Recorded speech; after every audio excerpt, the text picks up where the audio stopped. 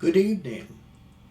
The date is July 14, 1945. Germany has surrendered and war in Europe has come to an end. Hitler's Nazis have been vanquished and American soldiers are returning home. Families and friends everywhere from California, Iowa to New York are welcoming back their men and women after 3 long years of furious war. In a cottage on the quiet shores of Walloon Lake, Michigan, await Mariam, the young wife of First Lieutenant Morgan Jablonski, who was listed missing in action after the invasion of Normandy on June 6, 1944. This is her story and revelation that soon comes to her door. Act 2, Scene 1. As the lights slowly rise on the dining room, everyone is positioned as they were at the conclusion of Act 1, with dessert plates and coffee cups atop the table. Oh, you'll never guess who it was! Mr. Simpson? No, he was helping customers at the time. Mr. Rollingsworth? Oh, no, he wasn't there that day. Aren't you going to guess, Marion? Was it a stranger? No, but I suppose he was to some. What year was it? Didn't I already tell you? You probably did, but the sherry's dulling my memory. Don't blame the sherry, Sebastian. I've noticed you're dropping words during sermon lately. Besides, I only put a few drops for flavoring in your coffee. Coffee? Is that what I've been drinking? Listen close, everyone. It was 1921 when I was 16 years old. It was September 3rd to be exact. Here's another clue. He's originally from Illinois, and his father was a doctor. Oh, the way you go on about things. Every day's a milestone, and how do we even know it's true? All my stories are true. Aren't they, Marion? Yes, I believe so. What? Is she going to call you a liar? I've never given her reason to. Have you? That's enough, ladies. This is good fun, isn't it? Yes, go on, Mabel. I'm dying to find out. How about you, Richard? Are you dying too? No, Mrs. Jablonski, but curious, yes. Oh, well, that settles it then. As I already said, I purchased a soda and sat on the porch when a tall man sat next to me. Was anyone else there? No, I already said there wasn't. You'd better see Dr. Mueller about your failing memory. I think you'll be lucky to remember your way home tonight. Stop your fretting.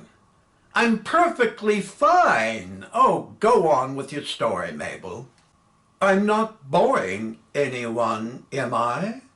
Not me. Well, our guest of honor's amused, so I'll carry on then. He was dressed in a fine summer suit. Now how would you know that? Have you forgotten my mother owned a clothing store? Of course not, but I was raised around fine clothing and know the difference of finely tailored suits from ordinary ones. Can we please refrain with the accusations? So, Mabel, you were saying he was finely dressed. Yes. And as he sat next to me, he pulled a small writing pad from his coat pocket and began scribbling something down. He noticed my curiosity and said, "It helps keep my thoughts intact." I quickly asked, "Are you a writer?" And he said, "I hope to be one day." Oh. Then someone called out, "We're ready for you."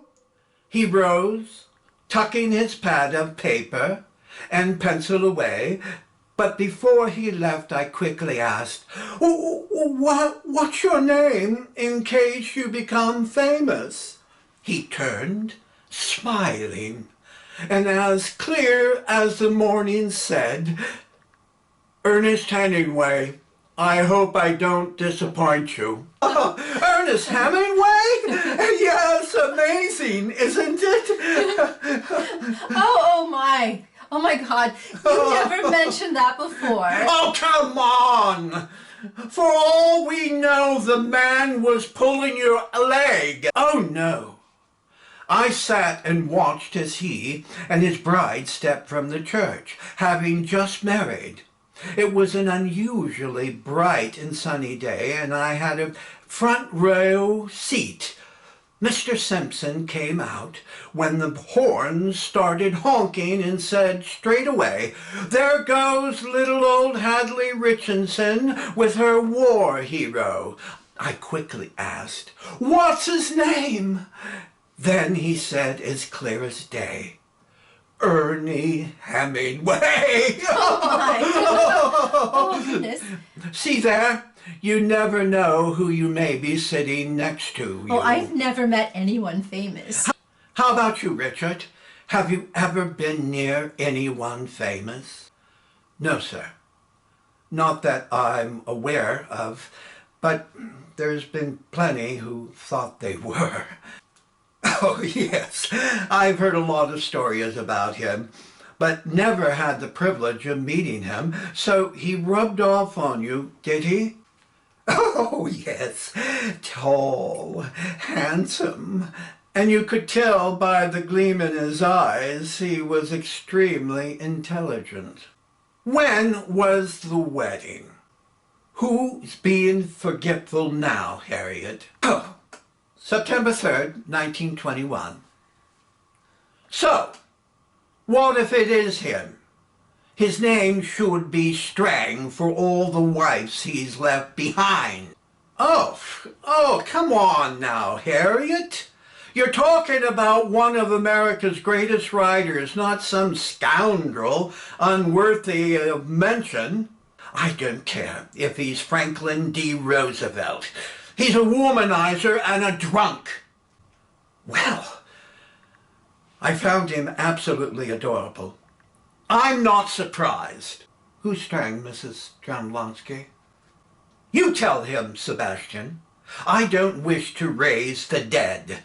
Tell him what an unruly animal he was. He was far from being an animal, don't you think? I won't stand being corrected in my home, Mabel. Excuse me, then. The name Strang is a sensitive subject with most people around here, Richard. Why? Was he a murderer or something? Worse! And they shot him for it! Aren't you rushing things a bit? There were circumstances leading up to that. You know that, Harriet. As if I care. He got his just desert. That's all that counts. Richard, you'll soon learn most people around here don't put up with shenanigans.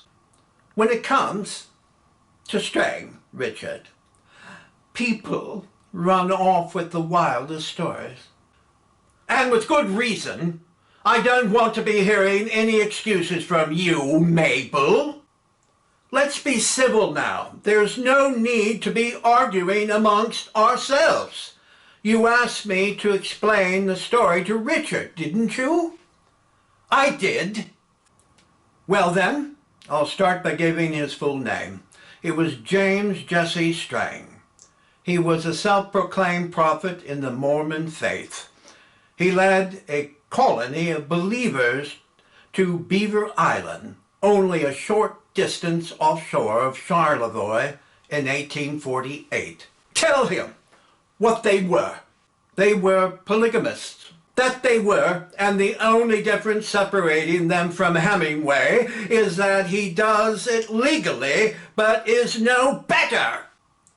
Harriet, please, let's not jump to conclusions. Mr. Hemingway's a far cry different than Mr. Strang. Let's keep our facts in perspective, shall we? I'm entitled to what I think. He may be a talented writer, but a boozer. He is all the same. I've read about him. He honors marriage vows as much as a burglar respects locked doors. Last I heard, divorce isn't a capital crime, or is it? Don't get her started, Mabel. Are you sure you want to hear all this, Richard? I don't mind. It sounds very interesting. For good or for worse, it's part of our local history. How about you, Mariam? Have you any strong feelings about it? I don't know much about either of them, but listening does no harm, I guess. No harm at all. Well, Richard, he soon proclaimed himself king over his island domain, and after encouraging his followers to practice his unorthodox lifestyle, he was gunned down by a group of 40 men led by a disgruntled member, Thomas Bedford. Thomas Bedford had grown critical of his teachings. Strang died in July of 1856. They shot him like a rabid dog. That's rather harsh, don't you think, Mrs. Jablonski? No. It served him right for misleading those poor people. God didn't intend for us to be hopping bed to bed like kangaroos, isn't that right, Sebastian? The scriptures teach it's a sin to commit adultery, but it also says, thou shalt not kill. Two wrongs don't make a right. They could have found a better way of handling the matter. But they were justified. Were they now? God's delicate balance might have a difference of opinion. This is what brings men to fighting wars. Each believes himself more right before God than the other. Forgive me, Pastor Dupree, but I think the sherry's gone to your head. And if we continue in this depressing topic, I will be forced to have more sherry too. Frankly, on the matter of polygamy, I've never met a man who satisfied me, let alone worthy enough pleasing several women at the same time. Can we please change the subject? I won't argue with that, Mabel. I couldn't say it any better.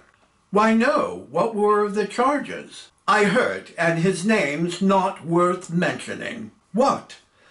Did they catch him drunken and divorced with several women? Oh, hardly, I'm afraid. He was arrested in Italy for treason. What a shame. I love his poetry, especially the natural philosophy of love. He was very intelligent, you know. You'd never know it by all his lying on the radio. This should get him a tight rope, all right. Did you ever listen to his ranting, Richard? No, I never did. But I was aware of his political views against America entering the war. Some of the guys heard him spouting off while in Italy. And to think he was raised in Philadelphia, of all places. He's nothing but a traitor and deserves what's coming to him. This war's caused a lot of division, and we can thank God Germany's finally surrendered. Now, if only the Japanese will see the light, we'll get our boys back safe and sound. He once said, the real trouble with war, modern war, is that it gives no one a chance to kill the right people. I never understood what he meant. I don't want you quoting that man. It's poison. I understand what he means. What are you saying? When you're in the line of fire, you hold no grudges with anyone. You're just trying to stay alive and help the buddy next to you. The politics never enter your mind, and those who started the war are never there.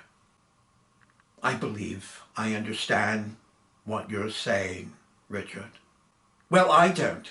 Mariam, will you be a dear and get Sebastian more coffee and bring the cherry bottle to the table? Certainly. She rises with Richard also standing. Here, let me give you a hand. Thank you. But that's not necessary. I'd like to help if I could, just the same. All right. Mariam crosses to the kitchen, with Richard following close behind. While in the kitchen, it's clear Richard holds a fascination toward Mariam.